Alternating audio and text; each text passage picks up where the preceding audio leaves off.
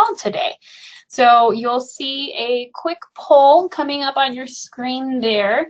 If you all could take a minute to just vote and let us know who you are, who's on the call. So we have the options of a community-based advocate, a systems-based advocate, criminal justice system employees, medical staff, for example, SAFE nurses, or folks, and then other. If you choose other, which a few are coming in as other, if you could go ahead and type in the questions chat box who you are, please let us know. We'd be happy to know that.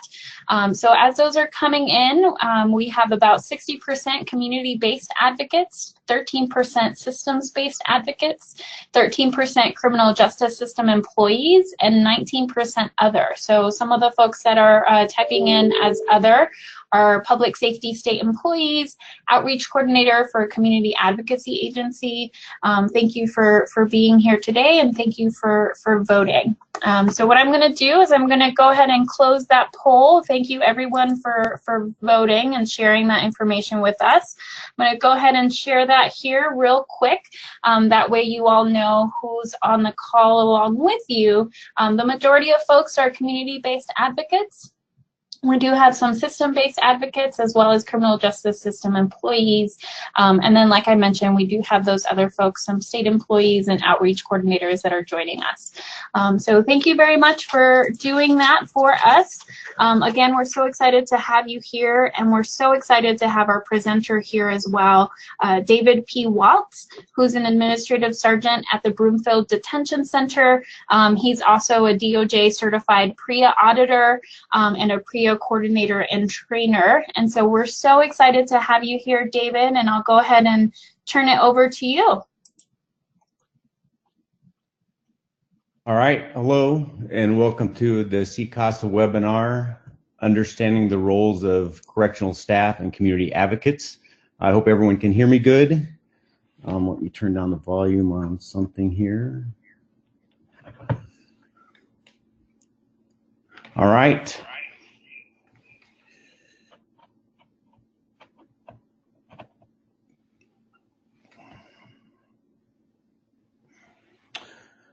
All right, my name is David Walts. I want to thank CCASA and in particular Karma for inviting me to this, as well as Maria for her technical assistance. Just a little about myself. I am the administrative sergeant at the Broomfield Detention Center, which is located in Colorado.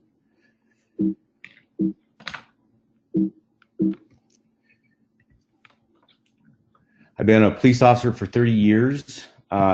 Today's a very special day for me. It's my exact 30-year anniversary of being a police officer, so I'm very excited. I'm currently the administrative sergeant at the Broomfield Detention Center. I've worked in every division of the police department except the communications division. I've spent the majority of my career in patrol. I was a fraud detective, and I spent the last big chunk at the detention center, which I've really enjoyed. I didn't think that would happen, but I've really enjoyed it. The Broomfield Detention Center is a really nice jail to visit if you have to, or to work at. We're a model jail for the National Institute of Corrections. We host 2 of their programs. The first one is called Planning on New Institutions, or their PONY program. It's for jurisdictions that want to build or add to their jail or redesign it somehow, and they're asking for federal funds to do that. And as a requirement, the National Institute of Corrections puts on a class here in Colorado, and you have to come to our jail and spend a couple days looking at our jail, looking at our design, talking about our management philosophy, everything from the rules we have, inmate handbooks, PREA, how we work with PREA, everything as far as how we run the jail. The other program we host is a jail inspector school program. So every other year, about 100 people who want to be jail inspectors come to our jail. They spend a couple of days at our jail inspecting it from one end to the other. So our jail is up to standards. It's a really, really nice place, and it's a pleasure working there. So as part of my job as the administrative sergeant, I'm also the PREA coordinator. When I became the administrative sergeant, the only way I found out I was a PREA coordinator was it was in the job description. and nobody could really tell me a lot about it. I started checking into some training and found out that there wasn't very much training for PREA at that time. People put PREA in their name of their training, but they didn't really talk about PREA a lot, and a lot of the things they said weren't accurate about PREA. So I started getting some training on my own. I went to the PREA Resource Center. If you've never been there, it's a great place to go to get free training. They do a lot of online training from the Moss Group. I went to a couple PREA conferences out of state, and I ended up being a DOJ certified PREA auditor just because I was interested in it. I thought it was a good cause, and I like knowing everything about subjects that I'm interested. I also teach a class for PREA investigators, jail staff, contractors, and volunteers. And I also teach some corrections and law enforcement classes at a local community college.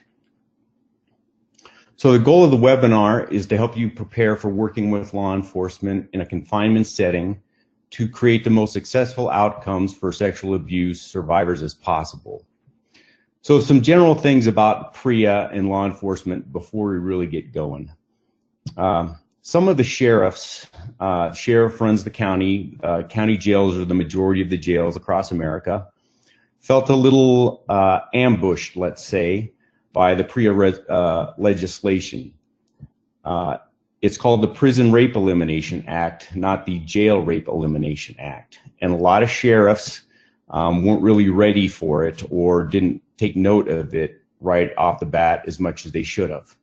A sheriff is the elected official in the county that runs law enforcement in the jail, and sheriffs don't really like being told what to do. When you work for a sheriff, you work at the pleasure of the sheriff. He can fire you for just about any reason. Doesn't even need a reason, really. So they don't like people in Washington, D.C. telling them what to do. So they kind of dug their heels in a little bit. In some people's eyes, in particular some sheriff's eyes, there's a little incentive to be PREA compliant. And I'm trying to change that. Every time I teach at a sheriff's department, they come around a little more and more, so that's a really good thing. So today we're going to go over some PREA definitions, some of the PREA standards that are relevant to you as victim advocates. We're going to talk about responding to a hospital, about when you respond to a jail. We're going to cover some victim advocate do's and don'ts, and follow-up care for survivors. And after the webinar, there's going to be a survey you can take about the webinar. During the webinar, you can also submit some questions, and I can answer those at the end of the webinar. We saved the last 30 minutes so I can answer some questions if you have them. I'm also doing a presentation up in Vail this summer, and I'm doing two. One will be somewhat similar to this, and one will be with Katie from SAVA in Fort Collins. We're going to talk about how victim advocates and law enforcement need to work together.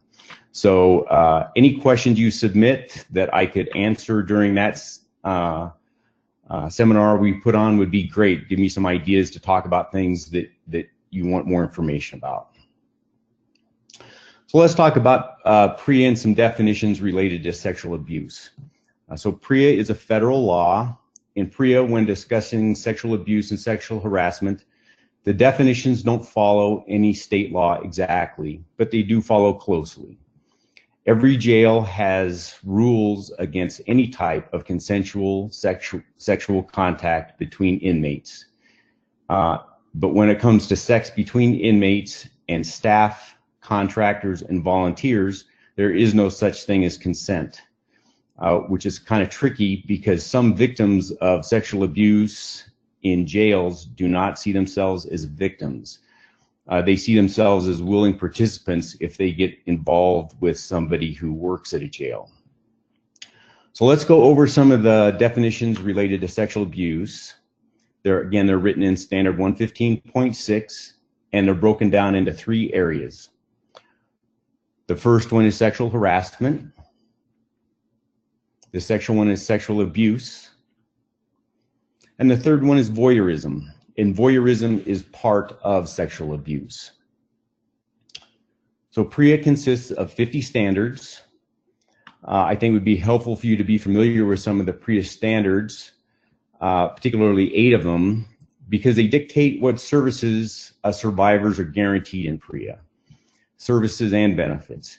And if you don't know what services the survivors are guaranteed and can benefit from, you can't advocate fully for them. So again, there's 8 standards in particular that I picked out to talk about today. The first one is 115.21, Evidence Protocol for Forensic Medical Exams. Now, this standard is only applicable for sexual abuse, not for sexual harassment. It says that the confinement center has to provide free medical exams by a safe or a sane nurse. And if a safe or sane nurse is not available, the exam can be performed by a qualified medical practitioner. It says you also have to provide a victim advocate. And if requested by the victim advocate can accompany and support the victim during forensic medical exams and interviews, and advocate for the comfort and privacy of the survivor, and provide emotional support and crisis intervention, and inform them of their rights regarding medical forensic exams, and provide referrals for service. One of the things that is a little tricky sometimes is the investigator who's going to be investigating this is not going to like it if the victim advocate is in the room during the investigation. They're not used to having victim advocates in the rooms when they talk to anyone or question anyone about anything or just get their statement. So this is kind of a new thing for them. So they're going to be probably a little resistant to that. So just kind of keep that in mind. And we're going to talk about some do's and don'ts of sitting in the interview here in just a minute. The next standard is 115.68, post-allegation protective custody. It says the use of segregated housing to protect an inmate who's a victim of sexual abuse, again, this standard doesn't count for sexual harassment, is subject to the requirements of standard 115.43. So that's the government kind of talking in circles. But standard 115.43 talks about protective custody and something called involuntary segregation.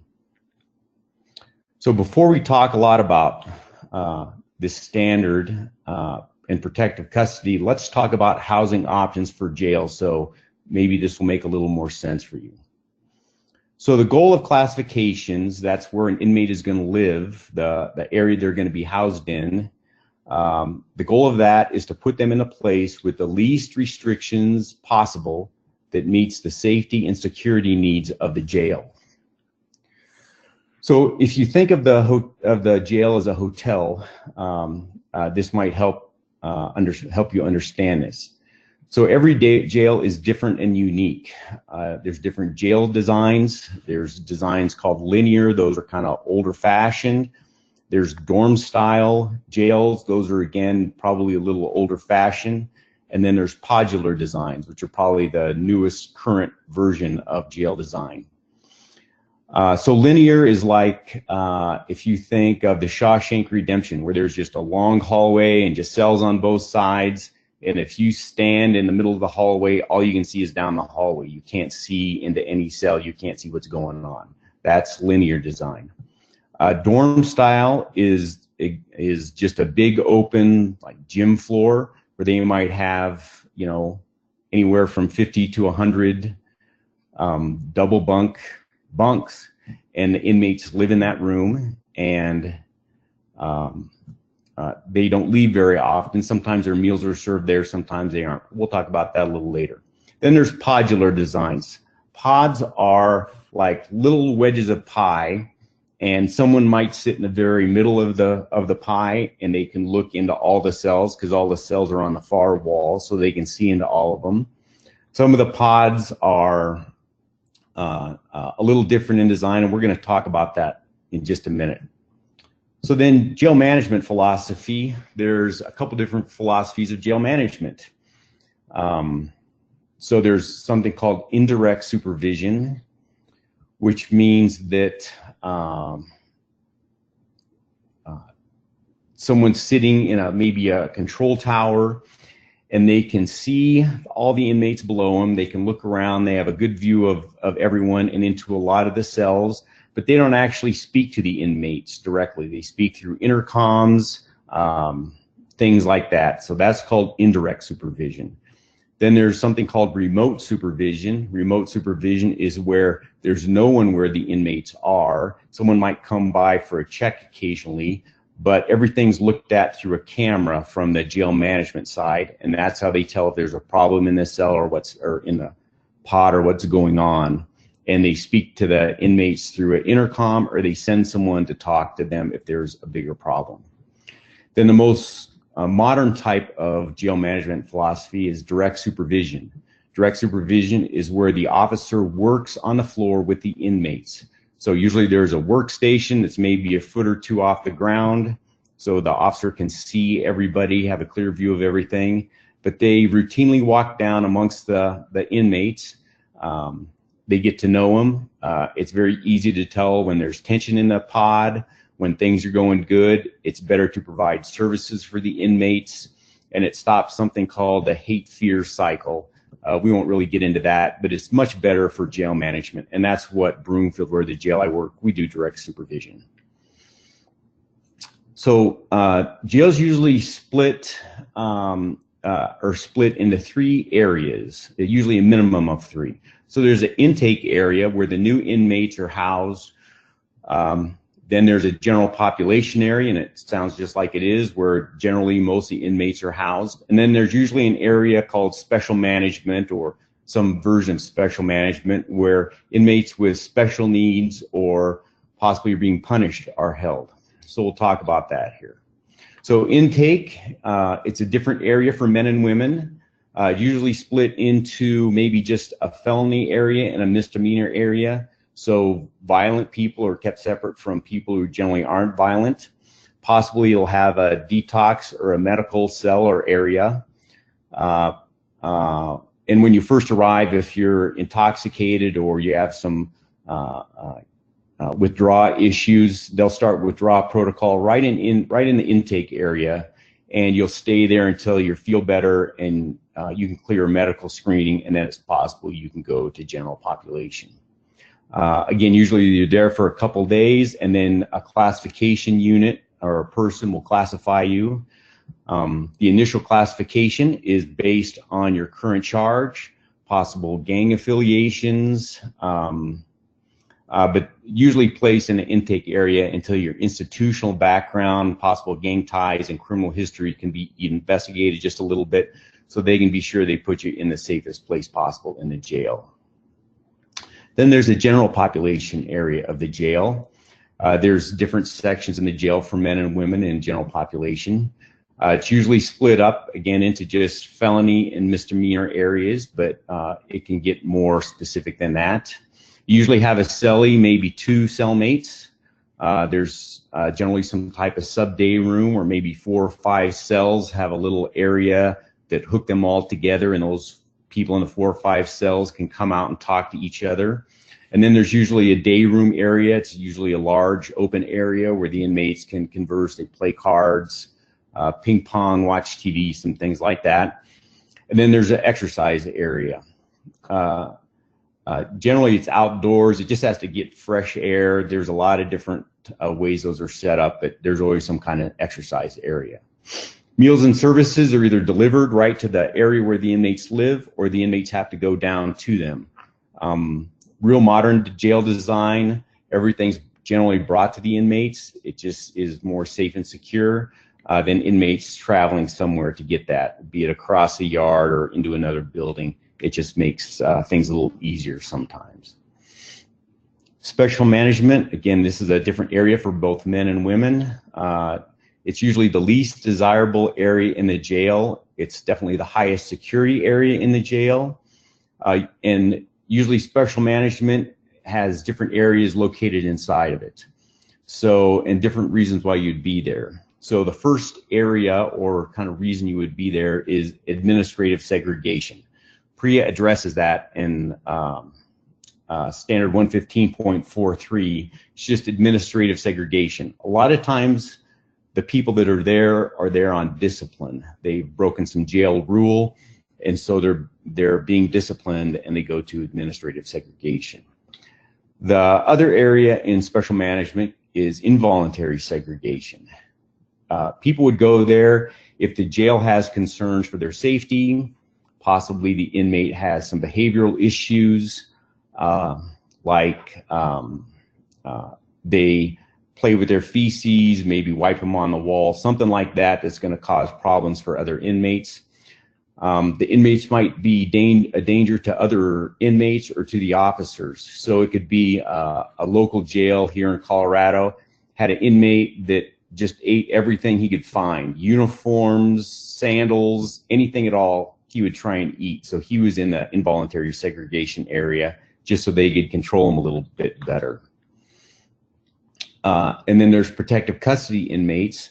And those are inmates who want to be in segregation. So they're concerned for their safety for any number of reasons.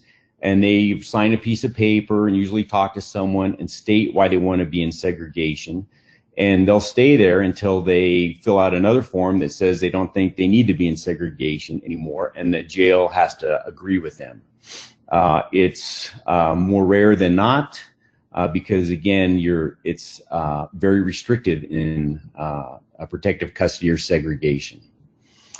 Sometimes there's a medical unit in administrative or in special management. It's for people on withdrawal protocol. Maybe someone has an oxygen tank or has a cane or has some other type of medical issue that they need to be segregated from everybody else. Again, you could have a cellmate, maybe up to two, a little sub-day room connecting a few cells. Limited exercise area may not be as big as the other one. Usually meals and services are delivered to you just because you're on restriction. You're not going to leave that area. And usually you only get an hour or so out a day. Now, there's a little confusion about the hour out a day. The reason a lot of times why you only get an hour out a day is if there's, say, 20 inmates in that area and you can't be with anybody else due to a number of the restrictions, you're afraid or the jail's afraid, anything like that. Well, if each of you gets out by yourself for an hour, and there's 20 inmates, that's 20 hours in the day. So nobody's going to go out at midnight. So that's why sometimes there's a little confusion about that. We always try to have inmates have as much contact with other inmates as possible. Again, that goes back to the least restrictive housing as possible. But sometimes that's just not a good mix, and it's very hard to coordinate that. So standard 115.43 that talks about protective custody says inmates at high risk for sexual victimization cannot be placed in involuntary segregation unless an assessment of all available alternatives has been made and there's no other way of separating victims from likely abusers. Then it says if you cannot conduct an assessment immediately, then you can hold the inmate in involuntary segregation for up to 24 hours while completing an assessment. So where I work, the classifications person does not work every day of the week, and we only have one because it's a very specialized assignment. Some other people can take over for them, but classifications people follow very strict rules and guidelines, and if anything were to happen to an inmate who classifications, thought should be restricted or protected or away from other inmates, if something happens to them because they overlooked that or decided maybe they could be in some general housing population, they could get in trouble, they could get sued. So they really follow the rules about who needs to be segregated and who doesn't. So that standard goes on to say if an inmate is placed in voluntary segregation for protection, they have to have access to programs, privileges, and education and work opportunities to the extent possible. And then if you do restrict things, you have to document the opportunities that were limited, the duration of the limitation, and the reasons for the limitations. And you just can't be general and say there's safety. You have to give an actual reason, like the person that we're trying to keep them from also wanted to go to this program, or there's a group of inmates and the program only runs for an hour, and if we limit this person or let this person go, this one person, we can't let the 20 other people who want to go to the same program. It goes on, subsection C says you can only assign these high-risk inmates to involuntary segregation until other means of separation from likely abusers can be arranged. And the assignment to segregation should not be for more than 30 days. And then if you do segregate an inmate involuntarily, you have to clearly document the basis for your concern for the inmate's safety and the reasons why another means of separation could not be arranged. And then every 30 days, you have to provide a review to determine whether there's a continued need for separation from the general population. Now, this is only a requirement for involuntary segregation. It's not for inmates who ask for segregation or protective custody. So a lot of jails would prefer people ask for protective custody. Then they don't have to do these reviews. They don't have to document anything. But generally, if someone's at high risk, if they've possibly even been abused, the jail will try and move the abuser. So the victim, if you will, does not have to move or be inconvenienced or go to a place that in the jail that is the worst place to be housed in the jail. And we'll talk about that a little later in the presentation. So when considering how to protect inmates and staff, and this is one of the few PREA standards that talks about staff as well against retaliation, you need to look at 115.67 for some guidance. It says you have to have a policy that says that you'll protect all inmates and staff who report sexual abuse and sexual harassment or who cooperate with a sexual abuse or sexual harassment investigation from retaliation by other inmates and staff. And you have to designate a staff member or department to monitor possible retaliation. You have to have multiple protection measures for inmate victims or abusers. So this is one of the few standards that talks about abusers, including housing changes or transfers, or removal of alleged staff or inmate abusers from contact with the victims.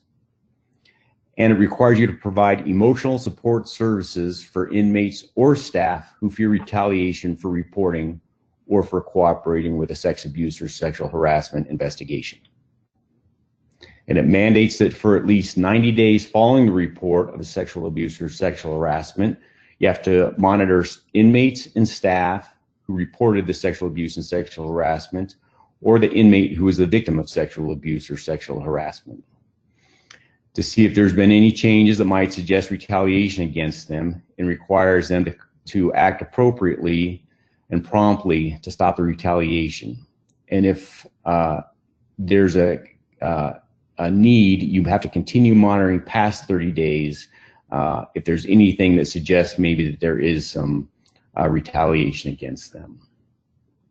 In the case of inmates, the monitoring has to include periodic status checks. So that means that some administrator just can't read inmate logs and say, yeah, it looks like everything's fine. They have to actually go down and speak with the inmate, ask how they're doing, and make sure that there's no problems. And then it goes on to say under subsection E that if any other individual who cooperates with the investigation expresses fear of retaliation, you have to take appropriate measures to protect them as well. And the jail's obligation to monitor ends if the agency determines the allegation is unfounded, which means it didn't happen. So this standard is extremely important for a number of reasons. Inmates and staff may be more likely to report if they know that the agency has protection measures for them already in place. It'll give them more confidence in the system and in PREA in general. And it can also work as a preventative measure because as reporting becomes more common, aggressors in the jail will notice this and it may deter them from further poor conduct or criminal behavior. So we'll move on to standard 115.71, and it concerns criminal and administrative investigations. It says all PREA investigations or allegations have to be investigated promptly, which to PREA means within 30 days, thoroughly and objectively. And it says you have to investigate PREA violations regardless of how the complaint was received, either in person, third party, or anonymously. It talks about a number of things concerning the investigation, a number of other things. One of the most important sections is subsection E. The credibility of victims and suspects or witnesses has to be made on an individual basis and not determined by the person's status as an inmate or a staff member. And you cannot require an inmate to take a polygraph or other truth detection test as a condition of going forward with the case. Another important section of this standard is that if the suspect or victim leave employment or custody, the agency cannot use that for the basis of ending any investigation. So this is a huge standard that victim advocates should know that might put some victims at ease about making reports and about how their investigation is going to be handled. So now let's go on and talk about administrative findings. There's no PREA standard for this. However, the Department of Justice has selected and defined 3 terms to define the findings in an administrative investigation. So an administrative investigation is for rules violations for inmates. If they break some jail rules, they'll have an administrative investigation, and staff inquiries and misconduct allegations. So if a staff member does something improper, they'll start an administrative investigation that might turn into a criminal investigation, and we'll talk about that here in just a minute. So the first finding is called substantiated. Substantiated is when an allegation is investigated and it was determined that the incident did occur.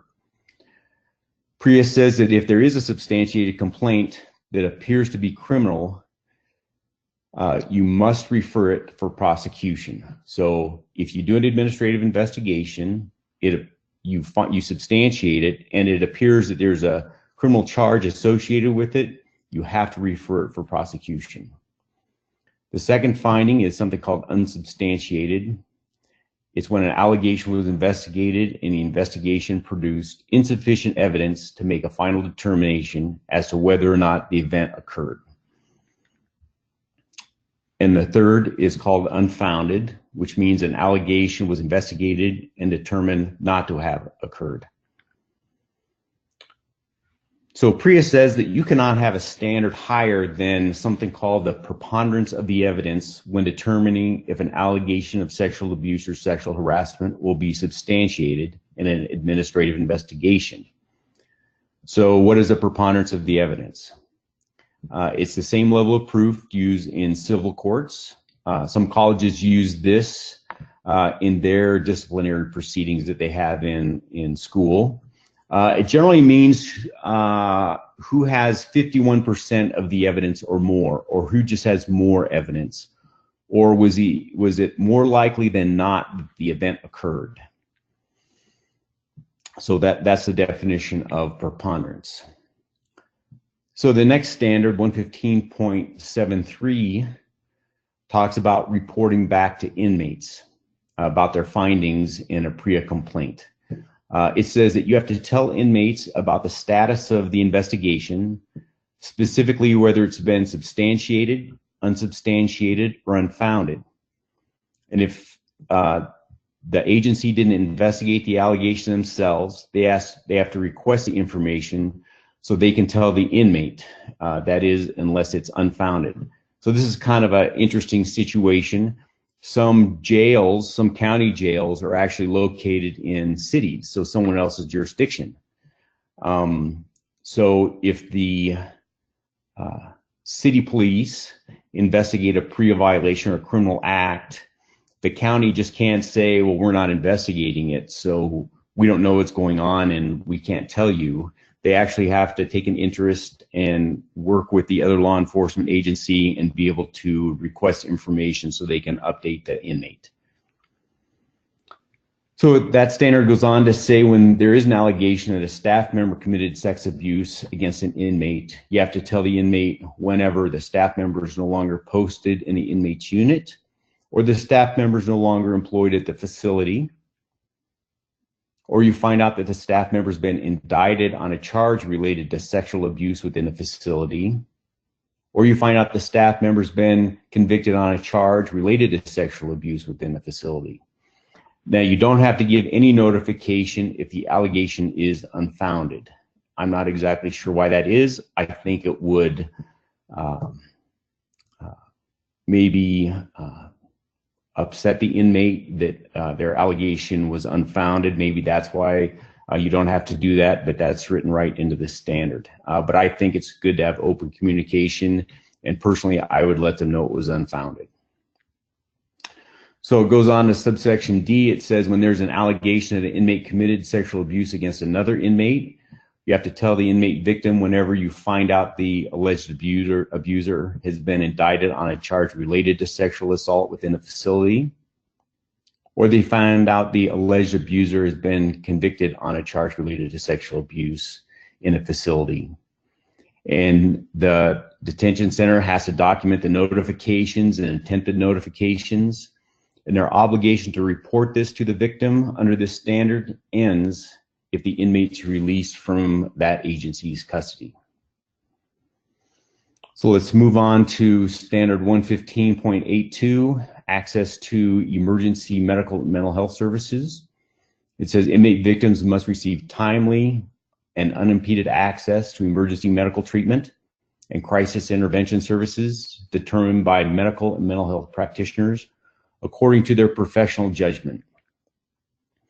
It goes on to say that if no qualified medical or mental health practitioners are on duty, then the agency staff or responders have to take preliminary steps to protect the victim and immediately notify the appropriate medical and mental health practitioners. You also have to offer inmates timely information and access to emergency contraception and treatment for STDs in accordance with professionally accepted standards of care and where medically appropriate. And these services have to be offered at no cost, and the biggest part of this, regardless of the victim's level of cooperation. I think the reason that is in there is many years ago, if the victim didn't want to cooperate or give her full cooperation in an investigation, the jail or the investigator would hold that back in hopes that that would convince the victim to cooperate. And that's written right in the standard that they need these services regardless of their level of cooperation. So standard 115.83 talks about ongoing medical and mental health care for victims of sexual abuse and sexual harassment. It says you have to offer medical and mental health evaluations and appropriate treatment to all inmates who've been victimized in any prison, jail, lockup, or juvenile facility. And the evaluation and treatment has to include follow-up services and treatment plans, and referrals for continued care if the inmate's transferred or moved to another facility, or even if they're released. And these services have to be consistent with a community level of care. That's a theme in PREA, so every area is different in the level of care they can provide. So if you're in a big metropolitan area, the level of care might be different than if you're in a very rural area. So they just have to match the level of services in the area where the jail is located.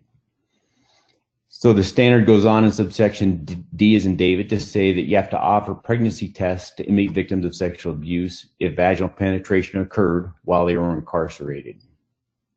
And if a pregnancy results, the victim has to receive timely and comprehensive information and timely access to lawful pregnancy-related services.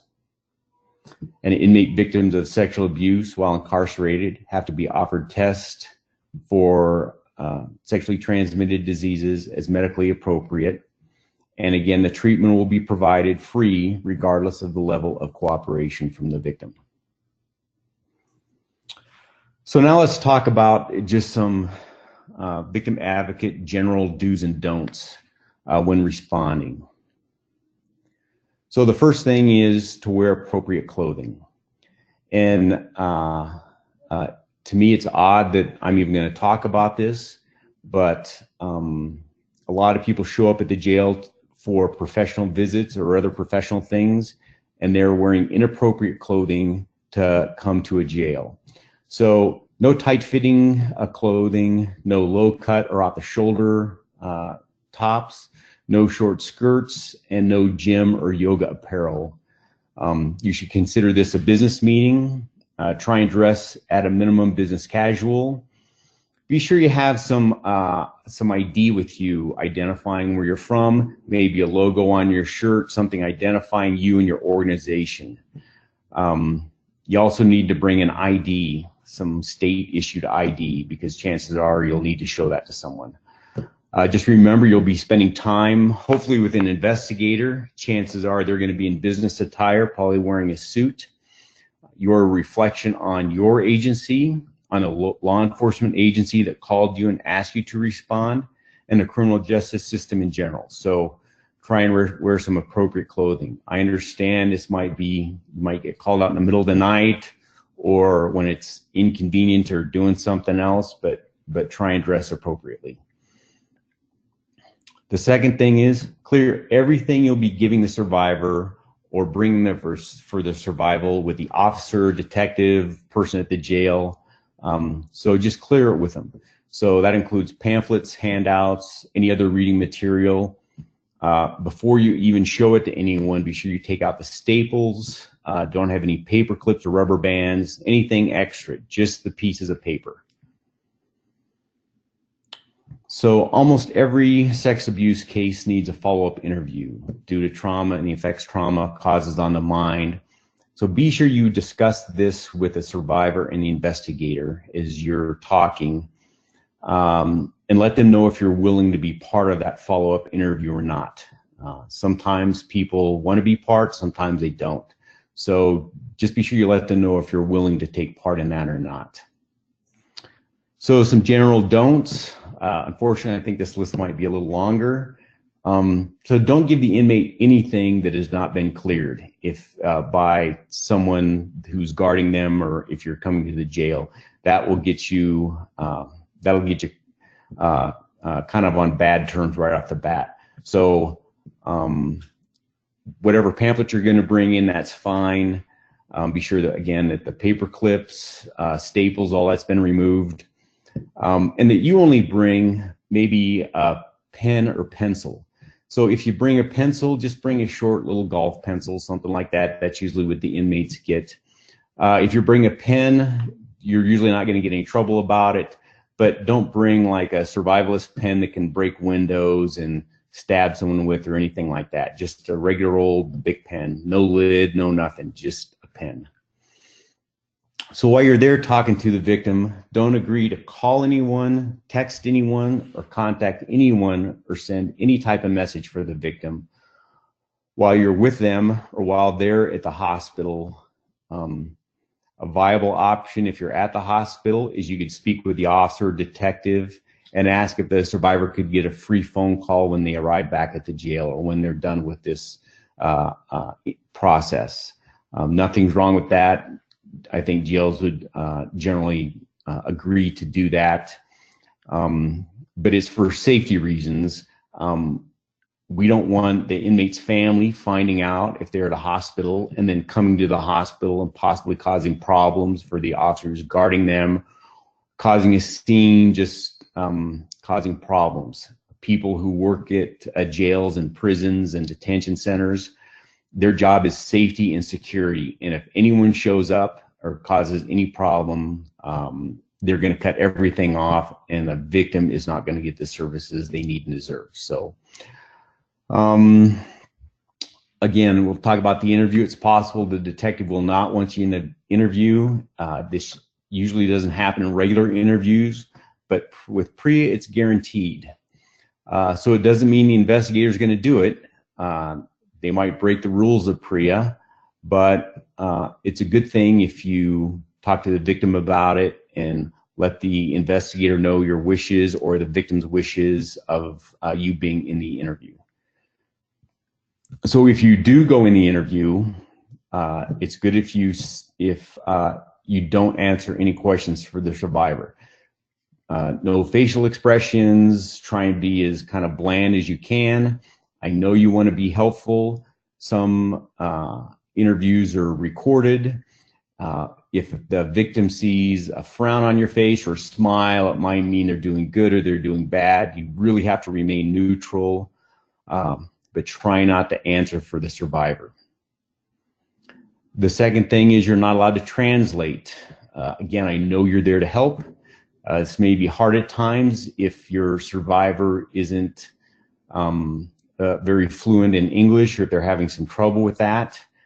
The jail or the person investigating has several means of getting a professional to translate, someone from the jail, another officer, or something like a language line, but we come across this quite often, so it's not a first time. So hopefully the investigator knows that a translation is needed, but try not to translate for the victim.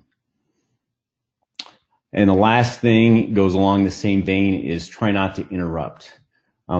Use appropriate pauses in the interview to ask for water, maybe to get a tissue, or suggest a break. The general rule in law enforcement is if the survivor wants to talk, let them talk, even if it's all day long. As long as they want to be there and talk, then we're going to stay and talk to them. If they don't want to talk, it might be for a variety of reasons. But it's very important that the investigator get answers to some particular things so their case can move forward. And if there's a suspect in the case, they can do the proper paperwork so the suspect is dealt with properly. Just remember, the investigator needs to get some answers to some very specific things, so they might press the victim just a little bit. Just try and be supportive if that happens, and go from there. Touching. Inmates are generally prohibited from touching anyone or any type of contact with anyone, including other inmates in the jail, staff, contractors, or volunteers, and especially visitors. So before you give a hug or put your hand on someone's back to give them support or hold their hand, get permission. Maybe when you first get there, ask, what the ground rules are, because every jail is different what they're going to allow. It would be hard to think that a jail wouldn't allow for you maybe to put your hand on the victim's hand or put your hand on their shoulder for support, but just get permission ahead of time so it doesn't cause any kind of problem.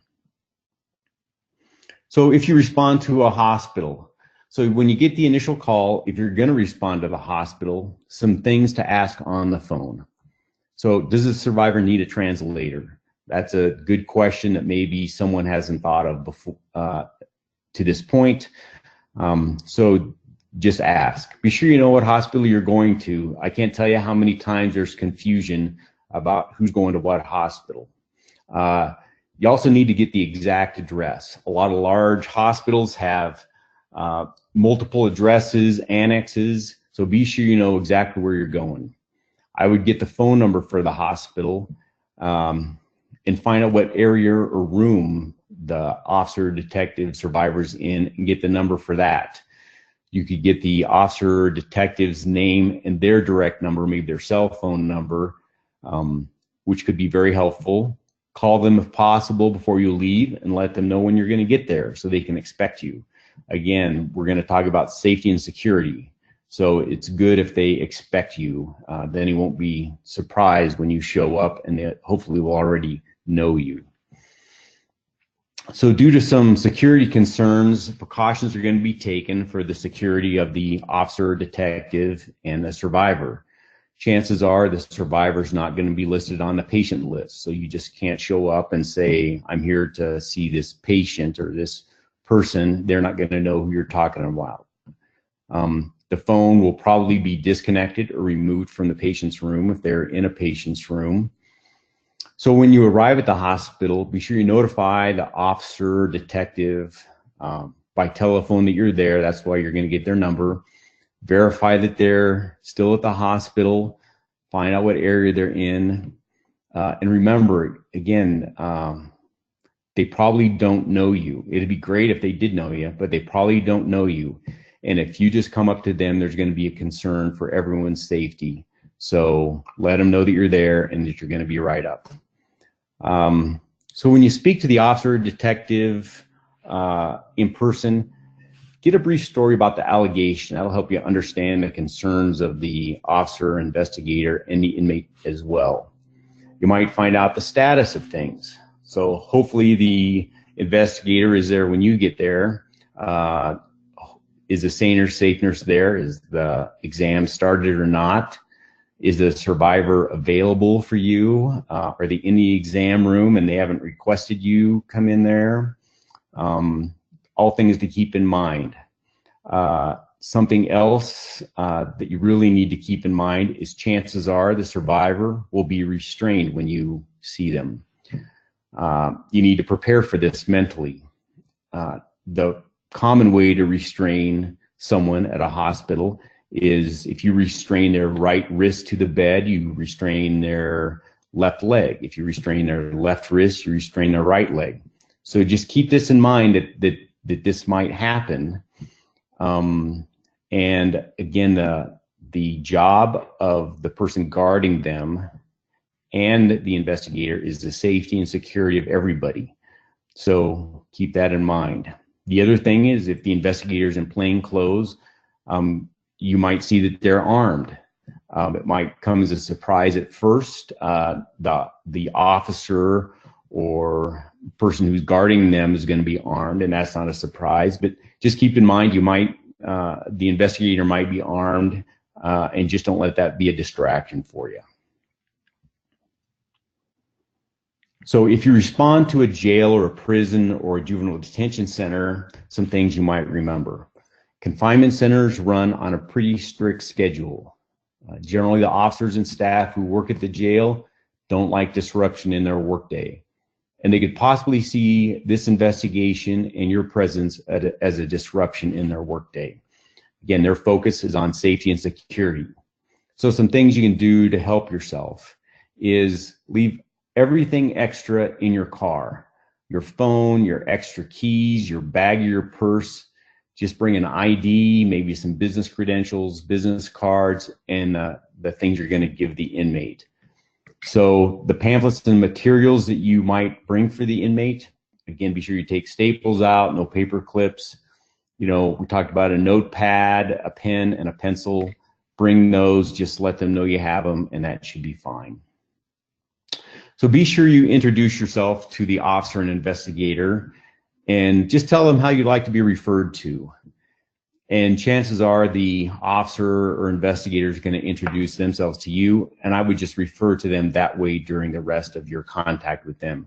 Generally, it's going to be their official title and their last name, but I'm a little more lax than that, so I usually just have you call me by my first name, but that'll help you get off on the right foot. And again, tell them and show them what you have to give to the survivor and clear it with them so you don't get sideways with them right off the bat. So is the investigator who will be there to talk to them, they should be pretty polished. Chances are they'll be very skilled. However, this may be a first for them. Be sure you're respectful. If you have difficulty with them, talk to them first, just like you would hope that they would talk to you if they have a little difficulty with you. If that doesn't help, then you can ask to speak with the facility's PREA coordinator. So if they knew to call you and you responded, they have a PREA coordinator who's hopefully pretty involved in this. I'm sure they're very interested in what's happening. If the PREA coordinator is not available, so it may not be during their working hours, you can just ask to speak with the person's supervisor or the supervisor on duty. There's different ranks and titles all through jails, so it's just better to ask the person who their supervisor is and then try and contact them. And most people will be happy to provide that information. So when medical and law enforcement are finished, personally, I think the biggest task and the hardest thing for victim advocates, and the thing I'm the most thankful for as an officer, is that you need to prepare the victim to return to custody. So before discussing this with the survivor, you might want to talk to the officer and find out what the arrangements are going to be when they return to the jail or return back to their area. So just think about this for me for a minute. So if you're a victim of a sexual assault and you're not in jail, you just live at your home or an apartment. If you were sexually assaulted, you'd go to the hospital, you'd have all the exams, everything that needs to be done, and then you'd return home. So you would unlock your own door, go inside, lock it behind you so you felt comfortable. You'd turn on or off the lights, however you'd like them. You'd, chances are, take a bath or a shower, put on your most comfortable clothing that you had or your favorite clothing. You'd adjust the thermostat just right for you. You might have picked up some food or something to drink on the way home that is comfort food for you or something that's going to help you. You might have some just at home that you're going to eat. If you want to go to bed, you're going to go to bed. If you want to sit up and watch TV, you're going to sit up and watch TV. You might light some candles. You might read a book. You might just lay there and cry a little bit. But whatever you want to do is up to you. But in jail, when they return, chances are they're going to return in their jail uniform. They're going to go back to a cell, possibly one of the worst places of the jail, in some type of administrative segregation. They're not going to have comfort food for them. If it's not mealtime, they're not going to get to eat. They can drink water unless they have some type of commissary. They're not going to eat anything special. If it's too hot or cold, they're not going to get to change the thermostat. If it's daytime, the lights are going to be on. If it's nighttime, all the lights are going to be off. They're not going to be allowed to read in their cell. So there's a lot of differences between being on the outside and being on the inside. So preparing them to return to custody is very, very important. And anything you can help them, I'm sure they would appreciate. So you could inquire, some things you could inquire about are, first you have to know what the victim's wishes are as far as their housing. Some questions you might ask the officer, where will they be housed? And that kind of depends on the circumstances. Will they be segregated? Do they want to be segregated? Some inmates might want to. Or will they be returned to their cell? A lot of situations like this, the aggressor or suspect, if it's an inmate, is moved out, not the victim. But you have to know about the specific circumstances of the incident that happened. So you might offer to participate in this discussion with the inmate to find out what their preference is. So again, refer back to the PREA standards about involuntary segregation. Just remember, it's very important that if you're being placed in involuntary segregation is one of the biggest barriers for people reporting. So anything you can do to help them from going to involuntary segregation, it would be really, really good, and they would really appreciate it. So again, it has a lot to do with the exact circumstances. So if there's an assault by a staff member, is the staff member been moved or removed? That's a good question to ask. If it's an assault by an inmate, is the accused inmate been moved or removed? Just ask the survivor where they feel the safest or where they feel the best. You might also inquire about who will be in charge of monitoring the inmate for retaliation. They would be a good person to know, to be sure to let the inmate know, to be sure that the monitoring is happening, and then if there's a problem, so they know who to report to. So let's talk about follow-up care. So if you're a victim advocate and you're going to follow up on the victim at some later date, this could be done in person, in a letter, or through some type of visiting option. Jails have a lot of visiting options these days. You make a phone call. Generally, you just get a phone call from the inmate. There can be a video visit, which means you sit at a video terminal at the jail, and the inmate comes across a video terminal, and you talk back and forth that way. A newer version of a visit is a remote visit. That's where you can basically have a Skype visit with somebody at the jail. It has to be arranged. They cost some money, but the center can waive the cost of the visit. But you can do that from your house or from Starbucks or anywhere. Then there's through the glass visits, where you sit on one side of a piece of glass and the inmate would sit on the other side, and you can talk. And then there's contact visits, where you sit in a room and you can have contact with the inmate. So some things just to know about the types of visits in how they work. If you're able to go in person, remember that the jail runs on a pretty rigid schedule. Try to go at a good time so you can ask the jail what a good time is. So you don't really want to interfere with the survivor's meals. I can't tell you how important meals are to inmates in jail, or with their timeout. If you go during their scheduled timeout, that counts as their timeout. If you go at some other time, chances are they'll get the time they spend with you and an additional period of time for their official timeout. They also could have courts or some type of program or something else scheduled, maybe a mental health visit. So just be sure you try and go at a good time. And some other things you might consider, there are some consequences of a visit with the survivor. Some things that could possibly cause some additional trauma. So if you have a contact visit with a survivor, chances are they're going to be strip searched before the visit and after the visit to be sure they don't have any contraband or bring any contraband. So that's going to almost guarantee some additional trauma to the victim. So keep that in mind. It sounds like a really good option to go and speak with them in person, but those consequences could be devastating. So there's also some consequences of the visit for the victim advocate. You will be searched. It might just be walking through a metal detector. You might be wanded. You might have to go through a body scan machine, or you might be patted down, and the pat down will be a very thorough pat down. So just keep that in mind. There might be some consequences. None of those things should scare you away, especially if you know about them up front. So some final thoughts. Everyone was someone before they went to jail and got sexually assaulted. I often think of my own family, about how I would want them to be treated or how I would want to be treated if for some reason I was sexually assaulted or I wound up in jail.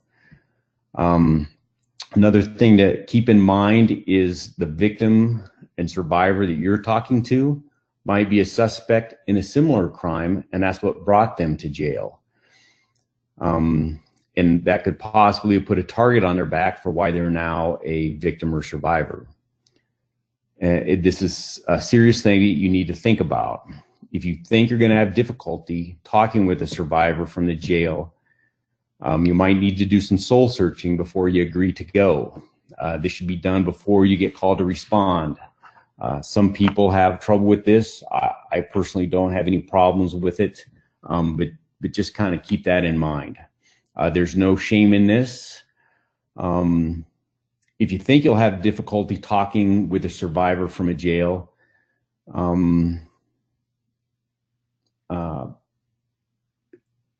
you can hand this duty off maybe to somebody else for a number of reasons.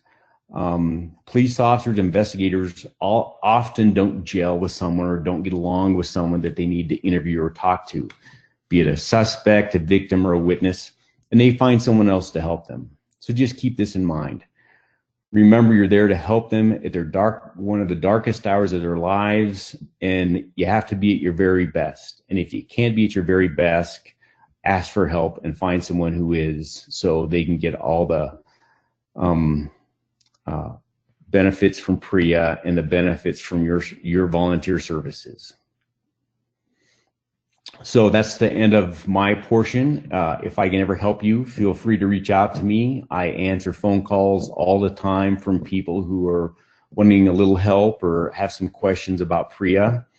I do have a job though, and I teach, but I'm always happy to help. They'll be sending out some information after the webinar about me and how to get a hold of me. My name and phone number and email are right on the business card that was shown at the beginning. So Maria has, people might have sent questions during my talk. Are there any questions you'd like me to answer? Thank you very much, David. That was very thorough and I think very, very needed for folks who are going to or thinking about going to provide these services in the prisons and jails. We don't necessarily have any folks who have typed in questions. I just want to remind you all, if you do have any questions that came up for you, to go ahead and type those in, and I will read those out for David to answer. Just some follow-up questions. I know you did mention this a little bit in terms of the process, David, but if an advocate responds to provide services for an incarcerated survivor, who would the point of contact generally be at the facility?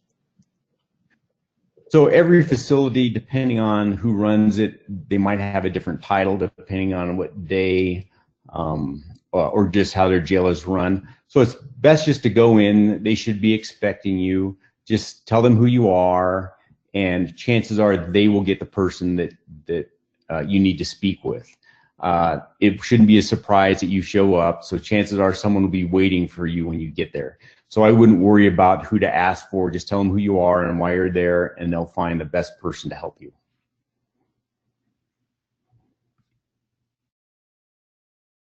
Great. And then just another follow-up question as well. Does the correctional institution offer trainings for volunteers or contractors that are available for the advocate to learn more about safety, security, correctional institution protocols, anything that of that sort or of that nature? And are there any particular considerations to think about when going through one of those trainings, if there are?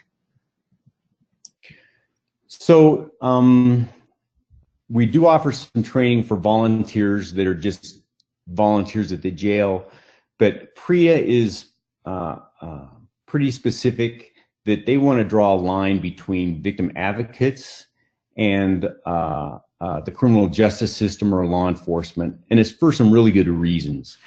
If you get too friendly with the jail people, they could see that as a conflict of interest. You're there to advocate for a victim in a jail, and say the alleged abuser works at the jail, then there might be some concerns about where your alliances lay.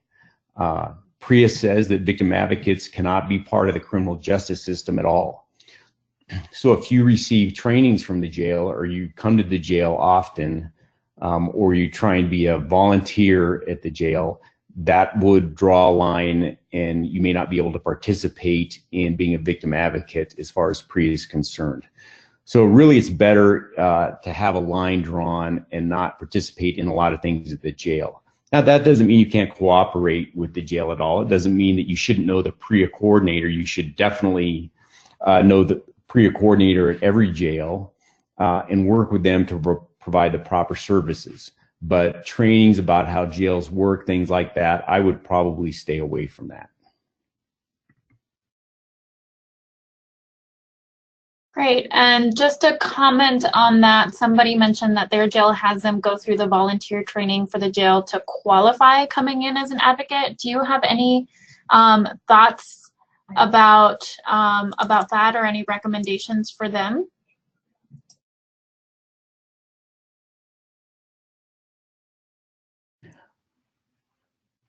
I'm not going to say that that's wrong or incorrect or improper, but as a victim advocate that comes to the jail for PREA, you're not going to be, I don't think, spending a lot of time there. I want you to provide all the follow-up care you can, but just knowing the few very basic things that we just talked about in class, I think should be enough. It's good that they want to make you feel comfortable there, but you really need to be sure that you're seen as a neutral party, or someone who's going to be advocating for the victim and not advocating for the jail or telling the jail side, or advocating for someone who, or being seen as maybe a friend of someone who works at the jail. And personally, I would just rather people not know a lot about the jail and or attend a training, because you're not a volunteer for the jail. You're merely coming in, and hopefully the jail doesn't have that many incidents that you would have to come to the jail for.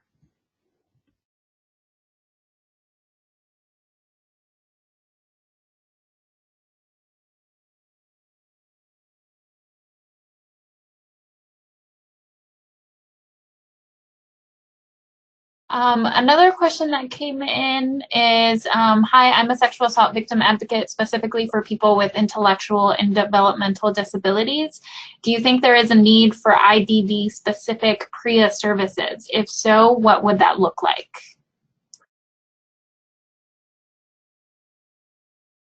So one of the, as a PREA auditor, when you go to a jail or confinement center to audit it, one of the things you have to do is seek out people in the jail that are most likely going to be taken advantage of or most likely targets.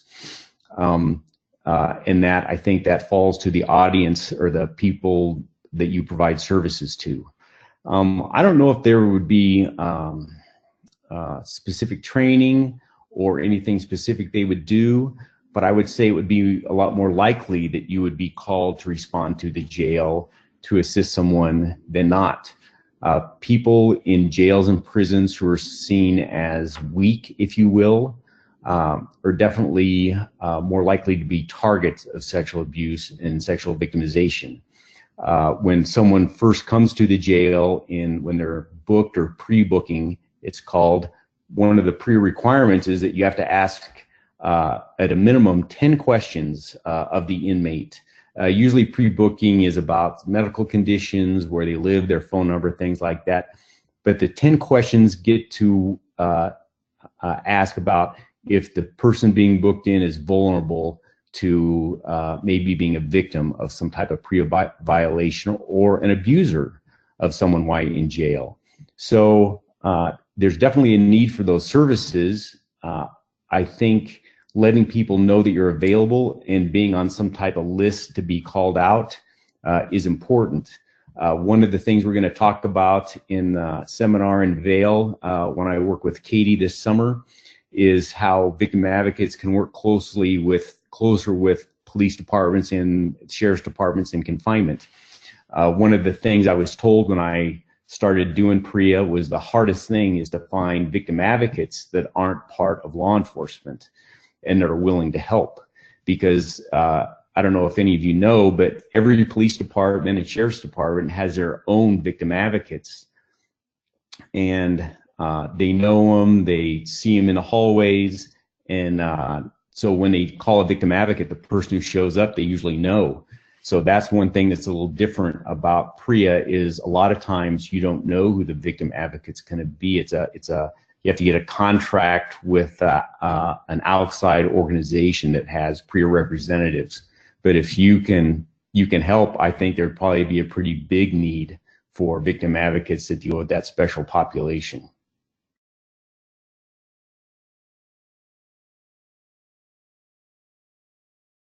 Great, thank you, David. Another question that came in was a question about trans-identifying clients. They're seeing them to be segregated due to sexual identity and that the PREA guidelines do not recommend that for a trans-identified client be specifically isolated. Do you have any thoughts or comments about that? Yes, absolutely. That is one of the PREA requirements. That's a big no-no in PREA. So what makes what a jail is not supposed to do is when someone comes in. So when someone comes in, one of those 10 questions we just talked about is how the person identifies themselves. So one of the PREA requirements is that you cannot segregate them based solely on how they identify themselves. So what that means in a jail or a prison is if you went there as an auditor and asked, hey, do you have any transgender inmates? And they said, oh yeah. And you say, where can I speak with one? Can you give me their cell number, location? And they say, we send all transgenders to this area. That is against PREA. PREA says you have to make an individual determination about where everyone's going to be housed, and it needs to be based on their safety and security, basically. So you can't hold back services, you can't hold back programs like rec time, things like that, but you can't just have, oh, we have a transgender person or a gay or a lesbian person, and all those people just go to this one area because of how they identify. Now, the only caveat to that is PREA says it's okay if you do that, if you have some type of court order, some consent decree, legal judgment, something that says you have to.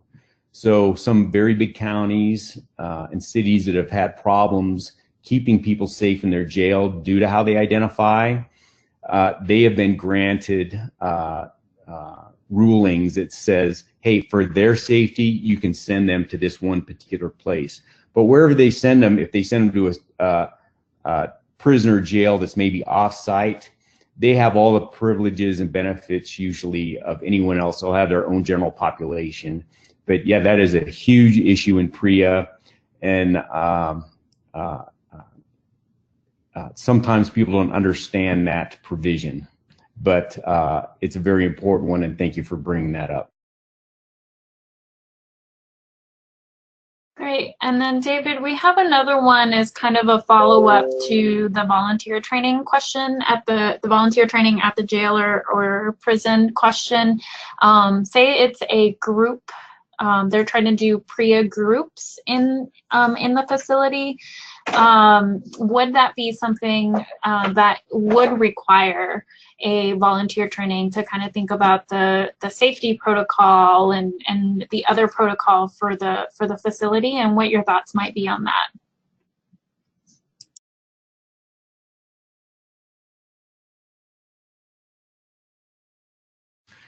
So as far as a PREA group goes, I don't, just me personally, I don't know any jail that has PREA groups that meet. To me, something that, so my jail, we have very few PREA concerns, just because we're a direct supervision jail, and we have a lot of professionals that work there, and we don't have a lot of problems like that, at least that are reported. I hope to God we don't have problems like that just aren't reported. But we don't, I don't know anyone that has a PREA group that meets. There's administrative staff, people like that meet to discuss our response plan, things like that. If there was a group of people who were sexual abuse survivors, things like that, they would probably have some type of group. We have mental health groups, we have NA, AA. I don't know why you couldn't have a group like that, but the victim advocate part, I guess there's nothing in PREA that says you couldn't have that, and I think that might, if you had enough people that were survivors of some type of PREA incident, that might work. I don't think it would be any kind of violation of PREA rules. So, you know, I guess that's thinking outside the box for me, and I think that would probably be a pretty good idea, as long as you just came for that specific thing and then left. I think that'd actually probably be a pretty good idea.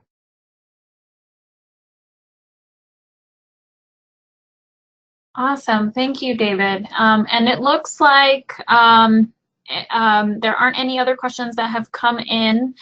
Please, if you do have a question, we do have a few more minutes left on the webinar, so be sure to type those in. I do have some other questions, though, as far as follow-up. So you did mention about talking to the facility about what the best time to come and do a visit with the survivor. Can you talk to us a little bit about what a realistic amount of time that an advocate would be at a correctional institution, including how long it might take to get through security? So those things that you mentioned about doing like the wand or having a pat down or things like that. Can you talk a little bit more about timing for that? So at a lot of jails, going through security, it just depends on how big the jail is, and again, what type of day it is, or what time of day. In our jail, it would not even take you 5 minutes to come to the front counter, check in, and it might take 5 or 10 minutes for them to get the inmate ready for their visit or for you to visit them. But that shouldn't be a big deal. A realistic amount of time is really up to you. We would consider this at our jail a professional visit, as if a clergy member came in or an attorney came in, something like that. They're not scheduled. they're kind of at will, at your request. I would say try not to spend more than an hour there maybe, but you're advocating for your victim. You're making sure they have all the benefits. So however long it takes, but I would think hour-long sessions would be the best. And just when you talk to the inmate, ask them, what time would you like me to come, or what time do you think is best? And if they can't answer that, you could talk to the jail, and chances are they're not going to care a lot about when you come. But I would say plan on maybe 5 or 10 minutes for them to get you and the inmate ready, and then spend an hour with them.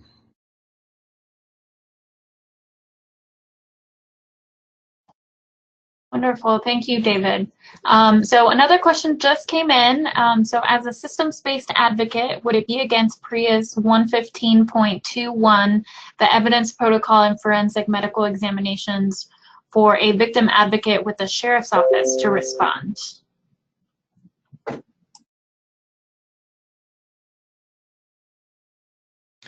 Yeah, so a victim advocate cannot be any part of law enforcement. They have to be completely outside law enforcement. So no one who works for the sheriff's department, police department, anything should be involved. Now, the caveat to that, again, is let's say that, so one of the PREA regulations or standards talks about you have to attempt to get a contact or a contract from an outside agency to provide your victim advocate services. And when I started in PREA, they said, this is going to be the hardest thing you've ever done, is to find someone to do this. Turns out it was the easiest thing.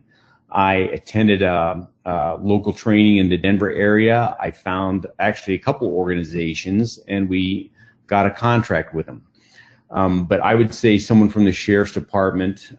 So if you can't get a contract and you victim advocate on whenever this particular incident happens, you cannot find any victim advocate at all to respond, then you can have someone from law enforcement. If you think about it, that anything is better than no services. I would rather explain to someone from PREA why you had a victim advocate from a law enforcement agency show up, because nobody else would, than say we just didn't provide any services. So I would try and stay away from it, but if it's the only thing you can do, then I would go with that. But it would be on a individual one-time basis as far as I'm concerned.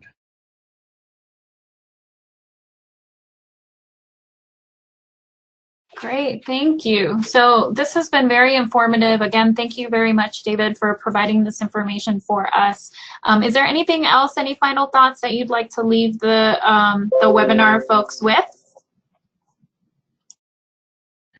Well, I just want to thank all the victim advocates. I think they're kind of, I don't think they're thought of very often by law enforcement as being helpful, especially when it comes to PREA things, unless you work closely with them. I can't tell you how important your services are to survivors of PREA incidents. I've talked to a lot of survivors from time to time when I've audited some jails, and they always speak very highly of the services offered by victim advocates. So just keep in mind that what you do is very important, that people plan on you, they depend on you, and the more you know about PREA and the PREA standards, the better equipped you're going to be to advocate for your survivors and to be sure they get all the benefits offered to them. So again, thank you for your help. Again, please submit any questions you have after the webinar so we can address those in later trainings. And I hope to see you in Vail later on this summer. Great, awesome. Thank you again so much, David. We learned a lot. This was one of the most detailed presentations on PREA that we at CCASA have seen. So again, thank you very much. I hope you all enjoyed it.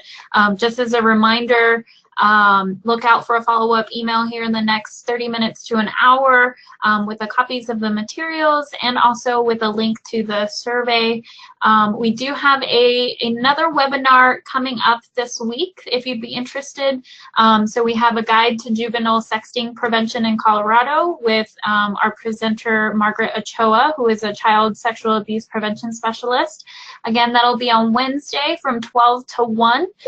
We hope to see you all there. We'll also have another PREA conversation coming up at the end of the month on the 27th. So check our calendar for that. If you want to learn more or if you have more questions about PREA, definitely keep an eye out for that in one of our upcoming webinars. Again, your feedback is so important to us. Please respond to that link from the email that I will be sending shortly. And thank you all for attending this webinar. I hope it was useful, and we look forward to seeing you at future events or webinars. Thank you very much.